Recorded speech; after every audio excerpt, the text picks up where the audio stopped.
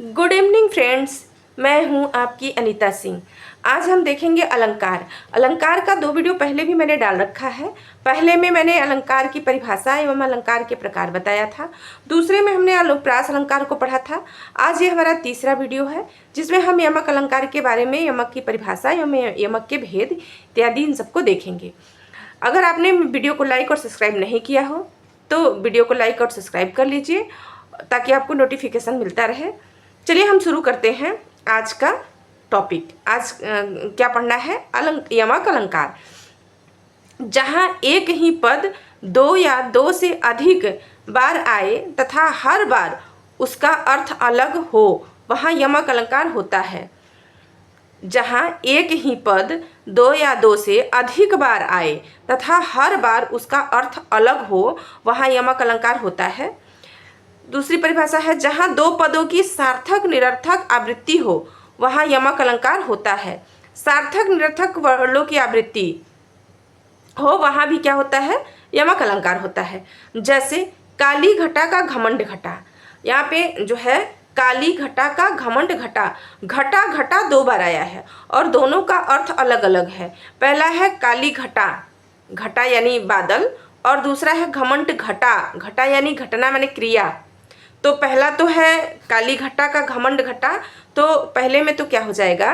काली घटा यानी कि बादल, और दूसरे में क्या हो जाएगा? घटा यानी घटना। तो ये समझ पाए होंगे। चलिए ठीक है, दूसरा उदाहरण देखते हैं। जेते तुम तारे तेते नभ में न तारे। इसमें तारे और तारे 2 बार आया है। यहाँ पे पहले तारे और दूसरे तारे दोनों के अलग अलग अर्थ हैं। जेते तुम तारे, जेते जो है तुम तारे, तारे यानी यहाँ पे तारे का अर्थ क्या हो जाएगा? पार उतार देना। जैसे कि जेते जितने को तुमने तार दिया यानी पार उतार दिया, कल्याण कर दिया। उतने तो नभ में भी तारे नहीं हैं। नभ में तारे यानी नभ के तारे यानी नक्षत्रों की बात कर रहे हैं। तो उतने तो नभ में भी तारे नहीं हैं, यानी जितने को तुमने पार उतार दिया, उतने तो या मोक्ष प्रदान कर दिया, उतने तो नभ में भी तारे नहीं है। तो यहाँ तारे और तारे के अलग अलग अर्थ हैं। पहले तारे के अर्थ जो है क्या हो जाएगा? पार उतार देना या मोक्ष प्रदान कर देना। दूसरे तारे का अर्थ हो जाएगा ग्रह, जो है नक्षत्र, आकाश में जो तारे आपको दिखाई देते हैं उसकी बात कर रहे हैं। तीसरा उदाहरण है, हरि हरि रूप दियो नारद को। अब यहाँ भी हरि हरि 2 बार आया है और यहाँ 2 बार हरि हरि का जो है 2 बार हरि हरि आया है, तो दोनों बार हरि का अलग अलग अर्थ है। पहले यहाँ हरि ने हरि हरि हरि हरि रूप दियो नारद को। पहले हरि का अर्थ है भगवान और दूसरे हरि का अर्थ है बंदर, यानी कि भगवान ने हरि यानी बंदर का रूप दे दिया किसको? नारद को। भगवान ने बंदर का रूप दे दिया नारद को, तो हरि हरि रूप दियो नारद को। अब यहाँ पे अगर हम यहाँ शब्दों में अलंकार है, अगर हम यहाँ शब्दों की जगह हरि ने बंदर यहाँ लिख देते, हरि की जगह पर बंदर लिख देते कि हरि ने बंदर रूप दियो नारद को, तो जो है सौंदर्य समाप्त हो जाता। इसलिए हमने पहले ही पढ़ा है कि यह अलंकार जो है वो किस पे? शब्दों पे आधारित होता है ना।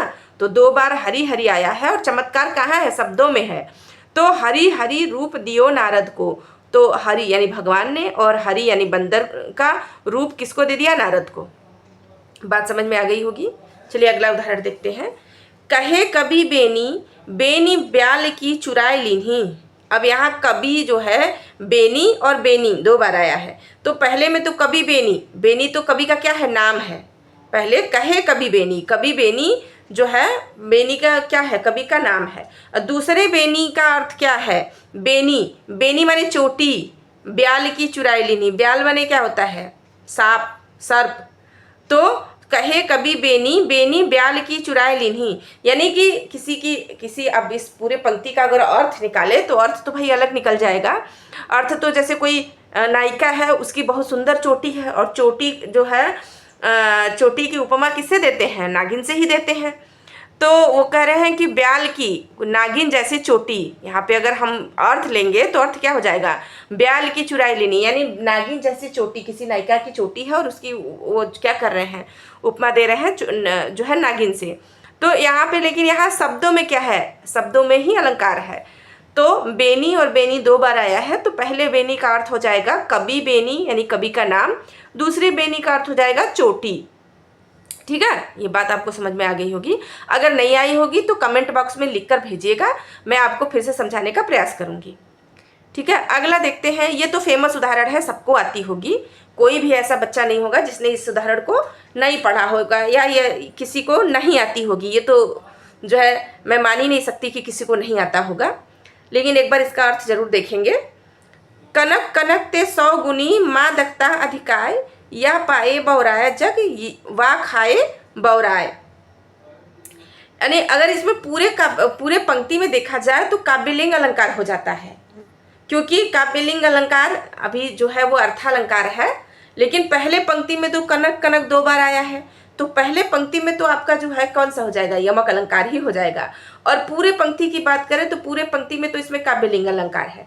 अगर आपको अलंकार पूरा हम पढ़ाएंगे तो काव्यलिंग अलंकार भी क्या होता है ये बताएंगे, लेकिन अभी तो क्लास 10th के लिए ही पढ़ा रहे हैं, तो क्लास 10th के सिलेबस में तो काव्यलिंग अलंकार है ही नहीं।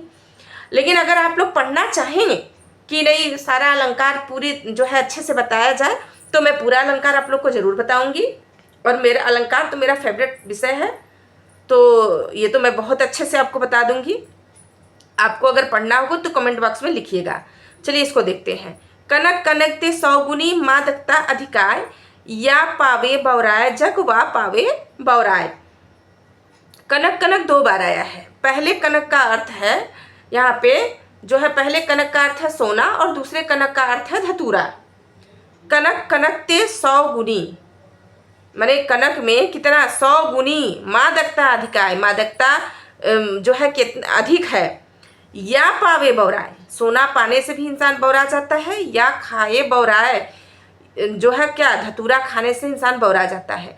पहले कनक का अर्थ मैंने बताया सोना, तो सोना अगर अधिक सोना इंसान पा जाता है उसमें कितनी 100 गुनी मादकता होती है, तो जो है सोना पाने से भी इंसान क्या हो जाता है, पागल हो जाता है, बौरा जाता है।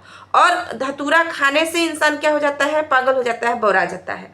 तो पहले कनक का अर्थ क्या है, सोना, और दूसरे कनक का क्या अर्थ है, धतूरा। इसलिए जो है कनक 2 बार आया है और दोनों का अलग अलग अर्थ होने के कारण यहाँ पे यमक अलंकार है। अगला देख लेते हैं।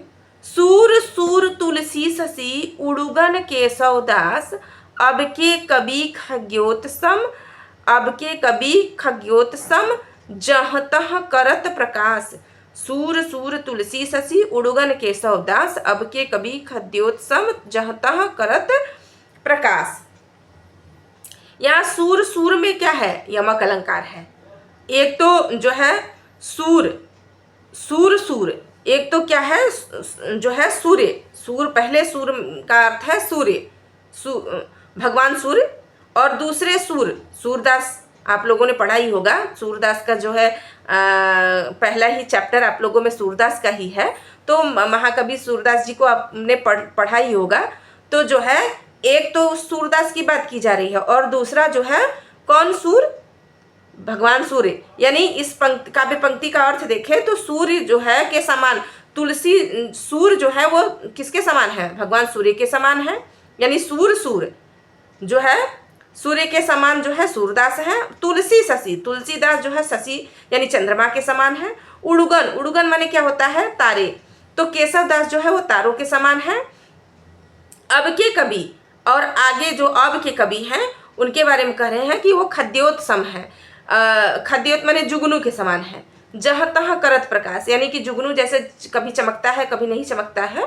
तो इस पंक्ति का तो ये अर्थ हो गया, लेकिन इसमें अलंकार देखें तो अलंकार सूर सुर में है, और सूर सुर में कैसे, एक सूर का अर्थ है सूर्य और दूसरे सूर का अर्थ है सूरदास।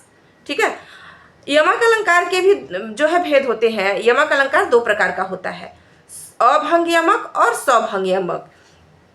यानी पदों को बिना भंग किए जिसका जो है जिसमें 2 अर्थ निकलता है, उसमें जो है हम क्या करते हैं, उसे कहते हैं अभंग यमक, अभंग पद यमक। और जो पद को भंग करने पर जो अलंकार मिलते हैं उसे हम कहते हैं सभंग पद यमक।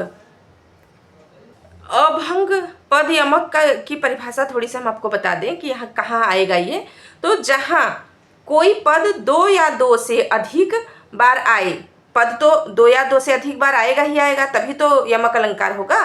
तो अभंग पद यमक में भी जहाँ कोई शब्द या कोई पद दो या दो से अधिक बार आए तथा पद को बिना भंग किए यानी बिना टुकड़े किए, उसको बिना तोड़े हर बार अलग अर्थ हो, वहाँ अभंग पद यमक होता है। अभी हमने जितने भी उदाहरण पढ़े हैं उन सब में अभंग पद यमक ही है। एक आध उदाहरण और देख लेते हैं।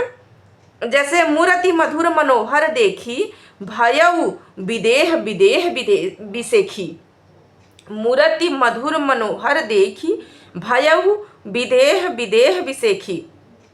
यहाँ पे भी बिना पद को तोड़े जो है विदेह विदेह दो बार आ रहा है, तो बिना पद को तोड़े ही इसके दो अर्थ मिल रहे हैं। शरीर की सुध रहित यानी कि विदेह बिना देह के, यानी बिना देह का तो कोई हो ही नहीं सकता, तो अर्थ इसका निकलेगा कि जिसको अपने शरीर की सुध न हो। और विदेह, विदेह जनक को भी कहते हैं, राजा जनक जो है उन्हें भी विदेह कहा जाता है।